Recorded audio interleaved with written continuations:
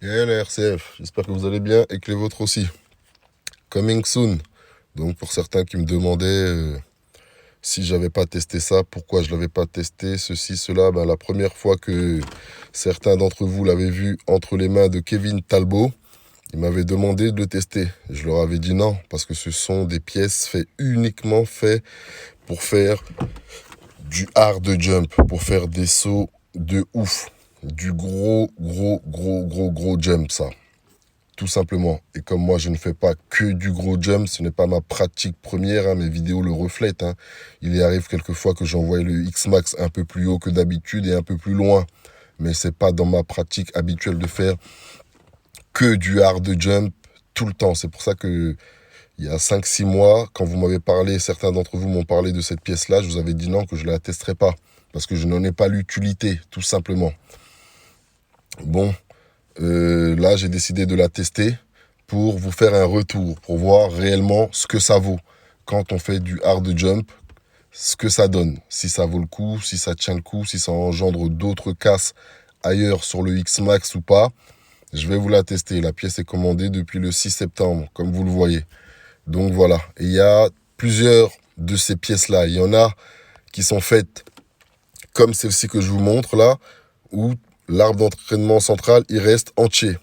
Il n'est pas séparé en deux avec un roulement et un pignon au milieu pour l'entraîner sur lui-même en fait. Moi j'ai préféré celui-là parce que je ne modifie pas le X-Max avec celui-là là. Avec l'autre où l'arbre de transmission est en deux parties, tu es obligé de couper l'intérieur de ton X-Max, du skid plate qui recouvre quoi, tout simplement. Et voilà, moi j'aime pas trop les choses comme ça. Donc j'ai opté pour celui-là.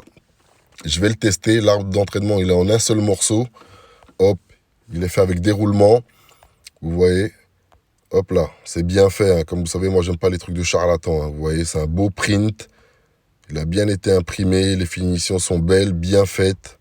On voit que voilà, c'est du propre, quoi, ce que j'aime. Donc, je vais tester ça. Il est en deux parties, celui-là. Une partie, comme vous le voyez là, plus la partie du haut qui vient recouvrir le tout. Donc, quand ça va arriver, je vais le tester et je vous tiendrai au courant pour voir ce que ça vaut, ce que ça donne sur le terrain en hard jump uniquement. Si vous allez tourner en rond sur un parking, vous risquez pas d'avoir de problème, donc vous n'avez absolument pas besoin de cette pièce-là. Il faut toujours rester logique dans sa pratique, vous voyez. Donc moi, je vais vous la tester en hard jump et vous faire un retour dessus.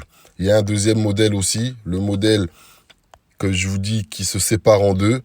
Je le testerai peut-être ultérieurement pour vous dire ce qu'il en est ou pas. D'ailleurs, déjà pour commencer, je commence par celui-là. Donc voilà. Allez, je vous dis à bientôt. En attendant, prenez soin de vous et prenez soin des vôtres. Bien la RCF, j'espère que vous allez bien et que les vôtres aussi. Nouvelle petite vidéo.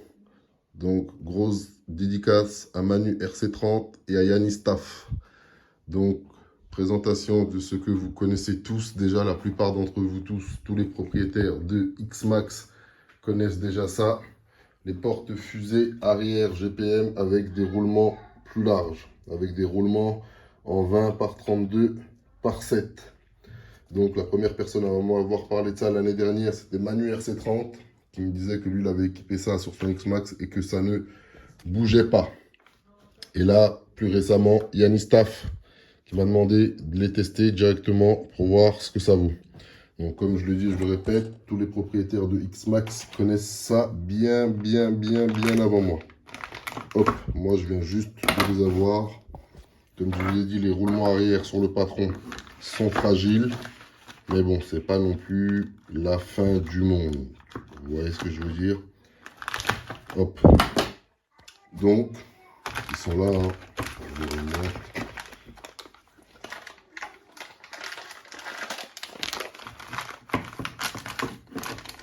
Ce qui nous intéresse, nous, c'est ça. Hop là. Ce sont ces roulements-là, là, qui sont super balèzes. Ils sont très balèzes. Je vais vous en comparer un avec un roulement de X-Max d'origine. C'est le jour et la nuit.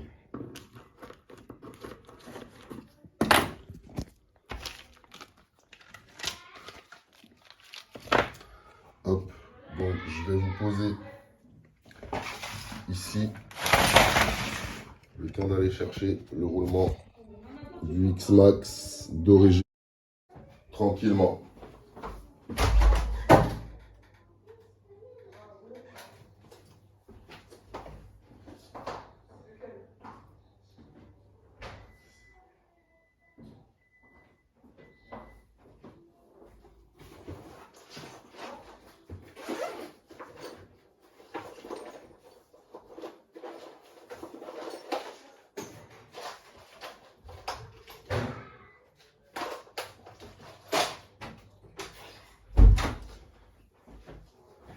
Hop là. Donc, ça j'aurais dû le préparer avant, mais bon, voilà. Hop. Ouais, un roulement. Faire ça d'avoir un beau focus. Hop là. Voilà le roulement d'origine Traxxas en premier. Et voilà le RPM à côté. Non, ce n'est pas le jour et la nuit. C'est plus que le jour et la nuit. C'est carrément, ouais, le double. Donc voilà. C'est ça que je vais vous tester. Hop là. Et vous dire, ben voilà quoi. C'est sûr que ça sera plus résistant que ceux d'origine, c'est sûr. Et certain. Maintenant, voilà la fusée. Voilà le porte-fusée en lui-même. Hop là. Quand on connaît celui d'origine, la seule chose qu'on peut lui reprocher à ce porte-fusée, c'est qu'il est moche. C'est tout. À part ça, rien d'autre. Hein, pour le moment. Espérons que le plastique, il fait le taf. Et que ce soit du bon plastique bien dur. Donc ça aussi, c'est pareil. Hein. C'est une pièce à tester pour faire du bon jump, des bons gros jumps. Hein. Quand vous allez tourner en rond sur un parking, c'est sûr que vous n'aurez jamais de pépins, que vous ne constaterez jamais la différence. Ça, c'est fait pour sauter.